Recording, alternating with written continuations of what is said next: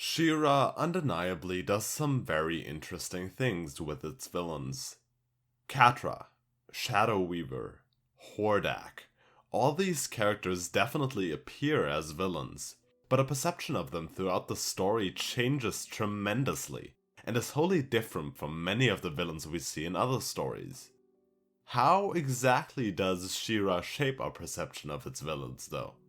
How does it manage to humanize them, to make us sympathize with them, and to eventually, at least for some of its villains, redeem them? Well, let's take a closer look in this study in character. While there are certainly many factors that shape our perception of characters as either villainous or not villainous, or something entirely in between, I guess, I will argue that the main story element in She-Ra that supports the humanization and eventual redemption of these villainous characters is their relationship to other characters. This first part of this two-part miniseries will examine the character of Catra, as she obviously has the most things to unpack, while the other characters will be left for the second part. Now, Catra has been the object of many other detailed and well-executed analyses, so the fact that I will focus on the element of her character relationships should also help reduce redundancy with other creators. However, that of course means I run at the risk of glossing over other elements of her character, and I just want to point out that this is not necessarily because I am not aware of these things, or that I think that they are less important. It is merely that they are less relevant to the discussion of villainy in the context of character relationships that I aim for. So, let's get started with the beautifully complicated mess that is Catra's character. Part 1. Abuse. Many before have identified Catra as a victim of abuse. She is abused by Shadow Weaver, who serves as a toxic parent figure to both Adora and Catra, and her abuse leaves unfading marks on both of her victims. Catra was hit even worse than Adora, as Adora was always Shadow Weaver's favorite, as she saw power she could use, or, well, abuse, for her personal gain in the little girl. Therefore, Catra was always scolded, berated and punished for everything she did, no matter what that was. Worst of all, Adora was, at times, also punished for not keeping Catra in check, leaving Catra to feel like her existence was not just a burden on her parent figure, but also on her best friend. Catra's relationship with Shadow Weaver is actually a bit of a double-edged sword. While the fact that we see her abuse as an audience makes us more sympathetic towards her, and therefore our perception of her tends to be less villainous, the deep trauma this inflicts is actually the root of her villainy as a character. In other words, Shadow Weaver gives Catra a comprehensible motivation that we as watchers can sympathize with. But that doesn't change the villainous nature of her deeds. While Catra may not be consciously aware of it, Shadow Weaver also often acts as a kind of role model to her over the course of the story. When she tries to take Shadow Weaver's position in the Horde, for example, she wants to harm Shadow Weaver, of course, but she also wants to, in a way, be more like Shadow Weaver, to be in a position of control, power, and safety. And the more power Catra accumulates over the story, the more she treats her subordinates and friends the way Shadow Weaver treated her. So, the abuse Shadow Weaver placed on her is integral for her character. However, at the very start of the show, Catra is not a villain yet, despite of all that abuse already happening for years. How does Catra manage to cope with Shadow Weaver's abuse? Well, she leans on Adora. Nothing really bad can happen as long as we have each other. And that's exactly the reason why everything starts to crash and burn around Catra when Adora leaves. Part 2. Abandonment.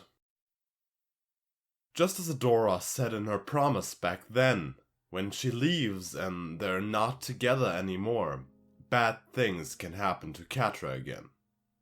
And Adora, in Catra's eyes, is not only fine with that, but she has already found replacements for her in Glimmer and Bow. Catra's insecurities that she might just be a burden on Adora are not only enforced, but confirmed. So, what does she do? She fights to bring Adora back at first, just like Shadow Weaver orders her to do. But when this endeavor turns out to be fruitless, she quickly grows more hostile towards Adora. She fights her not to win, but to make her lose. To prove to her that she is more than a burden. She's no longer the second best child standing in the shadow of Adora. And, as mentioned previously, her ambition also becomes to step out of the shadow of her former abusive parent, Shadow Weaver, whose place she quickly takes. She hopes for recognition from Hordak, the new authority figure in her life, but quickly finds out that he is not one to give her what she needs. And despite her success, she's not satisfied. Sure, she's winning, but remember, that's not what she's after. She doesn't want to win. She wants Adora to lose. Catra's relationship to Adora, at first, serves to humanize her massively. We are immediately sympathetic towards her and willing to accept some of her more villainous deeds because we know that she was friends with Adora, so she can't be that bad, right? Adora used to be a Horde soldier just like her, so we are all well aware of the possibility that Adora might succeed in bringing her to the Princess Alliance's side as well. However, for Catra, Adora has not merely abandoned the Horde, she has abandoned Catra personally. She doesn't care about the great heroic Princess Alliance or the maliciously evil Horde. The politics don't concern her. Every town Catra attacks in the name of the Horde, every atrocity she commits for Hordak, and every other villainous deed is not actually motivated by any loyalty towards the Horde, but by a personal grudge towards Adora. In a sense, Catra's villainy is a very real villainy. She doesn't have some grand overarching scheme she seeks to realize because of some equally grand ideals. She was simply hurt by a person she considered her best friend, and is now lashing out against her. It's not something that could only happen in the fantasy world of Etheria, but could really happen to us. And that's not just one of the reasons why Catra's impact is so powerful, it's also why we always try to see the good in her. The Horde itself is only a way for Catra to maybe gain some recognition for herself, which works with middling success. Catra's desperation reaches its first peak when she, in her need for recognition, turns to the one person that could give her the recognition she would feel satisfied by. None other than her former abuser, Shadow Weaver. Of course, this eventually fails as well, as Shadow Weaver abandons her just like Adora did. At this point, Catra is obviously hurt, but she has not fully grasped the extent of how much Shadow Weaver has betrayed her. Until she finds out that Shadow Weaver did not just abandon her like Adora, but for Adora. That piece of information is a ticking time bomb that will inevitably tear down Catra's worldview once more. And worst of all, before it does, we actually see Catra make some progress. Part 3. Progress. When Hordak finds out that Shadow Weaver has escaped, he punishes Catra by sending her to the Crimson Waste, a dangerous wasteland he is sure Catra will die in. This is truly the first time her relationship with Scorpia shines. Sure, she was there before, but Catra was never ready to open up to her or Entrapta. With her back turned on the Horde and, in her eyes, truly nothing left to lose, She lets down her guard and embraces her friendship with Scorpia. This is where we see Catra at her best before the finale of the show. She is confident, cocky, and sure, she's still Catra, but we can clearly see that she's different from the way she was before. She acknowledges and values Scorpia, and she lets her feel that this is the way she thinks of her. Scorpia is in many ways to Catra what Iroh is to Zuko. Often the victim of their bursts of anger, often mistreated, but nevertheless imperative for the eventual way towards redemption. Without Iroh, Zuko would probably never have been able to overcome his pride and join the Avatar. And without Scorpia, Catra would have turned much more destructive, much more quickly. Sure, Scorpia is not really a mentor figure for Catra like Iroh is for Zuko at all, but I'm using this analogy for a reason. Remember how Zuko is ready to settle down peacefully with Iroh at the end of Book 2 of Avatar, but then gets hit hard by his past and has his, perhaps, most villainous moment of the series? Well, the Crimson Waste didn't last. And there's still that time bomb we talked about earlier. When Catra learns that Shadow Weaver abandoned her for Adora, when she finds out that nothing has changed, that Adora is still the favorite of not just Shadow Weaver, but apparently her entire world, she is ready to let that world go to hell. And, well, with Entrapta's and Hordak's portal machine, a convenient weapon of mass destruction nearby, she is ready to prove that that's the case. We see her betray Entrapta, ignore Scorpia's wishes, and this climax truly hurts, because we've seen what she was able to become in only a few episodes away from the Horde and its war. This is truly Catra at her most villainous. Just like with Zuko, for many first-time viewers, this might seem like the point of no return. The point where Catra isn't a somewhat sympathetic rival anymore, but a true villain. Things turn out very differently, though. Part 4. Ambition. What follows is an unraveling of Catra's character. A complete breaking down of everything she was before. She dethrones Hordak just like she dethroned Shadow Weaver, and even though the Horde starts actually winning, Catra is not exactly happy. She succeeds at everything, she wins everything, but we have to remember, winning isn't what Catra wants. Is making Adora lose still what she wants? Well, I don't think she's quite sure herself. At the beginning of the show, Adora asks Catra if ruling the world is truly what she wants. Her answer, yeah, obviously, isn't very convincing. See, I don't think Catra ever truly knew what she wanted. Or if she knew, she certainly wasn't being honest with herself. Perhaps Catra truly thought she wanted Adora to lose no matter the cost. And that's why she activated the portal machine. But in Season 4 we can clearly see that this is not true. She feels immense guilt and shame for betraying Entrapta, one of the few people that actually were something akin to a friend to her. And the fact that she was so close to destroying literally everything isn't exactly helping. She doesn't just push everyone around her away, no. She abuses them. The abused at this point has learned to act just like their abuser. She's an abuser towards Scorpia, who eventually leaves.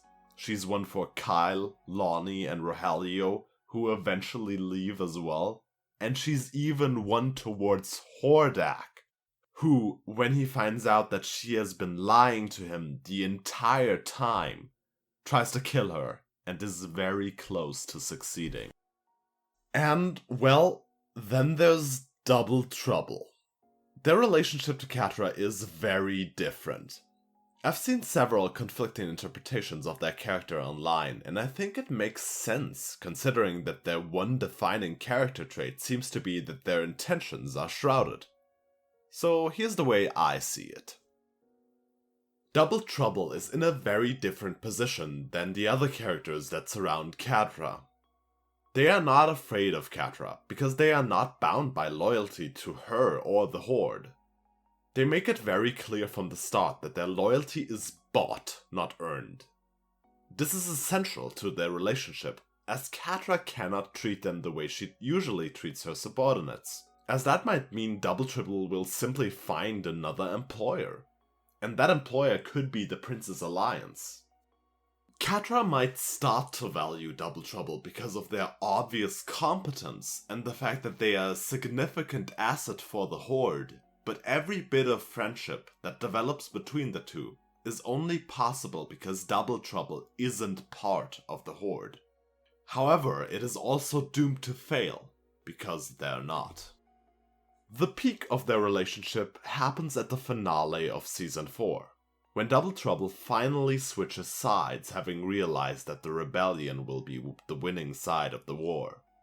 Double Trouble claims that, in a way, she did this because it was the best for Catra. And while I think this is partially true, I don't think their intentions were quite as noble as that. However, no matter what their intentions were, the impact this has on Catra is enormous. Already having reached her lowest point so far, everything crushes down on her as Double Trouble reveals what Catra, deep down, already knew this entire time. It's not that people abandon her, it's that she drives them away. It's you. You drive them away, Wildcat. This final confrontation reveals the genius of She-Ra's complex character motivations. When Hordak and Catra fight, we're not truly sure who to root for. Hordak's reason for wanting to kill Catra is justified, but we surely don't want Catra to lose here either. We've been watching her development for so long, after all. Still, even when Catra is faced with Glimmer, who is part of the best friend squad, someone we should undeniably be rooting for, things still aren't that easy. Glimmer has gone through a lot of development this season herself, and because of her circumstances, we don't truly want her to succeed. Furthermore, Double Trouble's previous revelation was so utterly destructive to Catra that her only response to Glimmer's threat is, What are you waiting for? Do it. and we can't help but feel pity at someone who is so emotionally broken that they don't even have the strength to fight back. But Glimmer obviously doesn't do it. And from here on, a very curious relationship starts to develop between Catra and none other than the leader of the Princess Alliance, Queen Glimmer of Brightmoon. Part 5. Peace. Both trapped on Horde Prime's ship, Catra and Glimmer find an unexpected kinship that is imperative to Catra's eventual redemption. Catra quickly realizes that her usual tricks will not work on Horde Prime, and therefore has to quickly come up with another plan. I don't think their relationship would have worked out if Glimmer wasn't literally the only person Catra could turn to. But I think it's also worth mentioning that at this point, Catra and Glimmer are in a very similar position. Both have been in a downward spiral throughout the previous season, and both have pushed away all of their friends in the process. Catra has watched Glimmer invade the Fright Zone completely on her own, while Glimmer has watched Catra's allies, Shadow Weaver, Scorpia, and Double Trouble, all switch sides one after another. They both feel entirely alone, but are also aware that the other person feels the same. Looks like we're both alone. Sparkles. And if they are alone together, are they truly alone? Catra's relationship to Glimmer is the cornerstone of her eventual redemption. When we see Catra get along with Glimmer of all people, Someone who has been on the side of the hero since the very beginning of the story. We truly know that Catra has potential to be good. With no one left who cares about her, no former abuser, horde leader, or subordinate to impress, Catra also doesn't really have much of a reason to antagonize Glimmer anymore. Horde Prime won't be swayed by her methods after all. And then, when Catra realizes that Glimmer might perhaps even be somewhat likable, she also gains an understanding of why Adora might want to be friends with her, why she might have abandoned the Horde, and, well, her. She has the opportunity to make amends, and make amends she does. She does the one good thing Glimmer tells her to do, and saves her life. That isn't all, though. Catra apologizes for everything.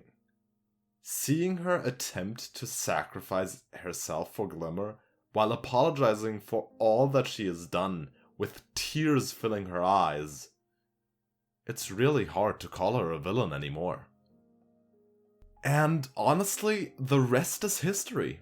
She gets chipped by Prime, then saved by Adora, and eventually finds acceptance, forgiveness, and redemption in the Best Friend Squad, their fight against Horde Prime, and last but certainly not least, her love for Adora. When, for the first time, she allows herself to be vulnerable in front of others, and is honest with herself and others, we see healthy relationships blossom. It's what we've been waiting for this entire time, for Catra to finally set aside her insecurities for just a moment, so she doesn't lash out at others, she doesn't push them away, but instead accepts help where it is needed, and allows herself to be hurt by letting others get close. It's not just that her healthy relationships throughout the story humanize her and help shape our perception of her positively. In the end, it's also those relationships, those friendships, camaraderies, and, well, that romance that saves not just her from villainy, but all of Etheria from certain doom. Hey, thank you very much for watching this study in character. This is kind of the second thing I'd like to do with this channel aside from Ride or Die, video essays analyzing certain parts of stories I like, but in a way that highlights why they work, so we're still kind of doing writing advice. The second part of this will come out at some point. I'll have to see how soon I get it done and whether I want to make another video in between.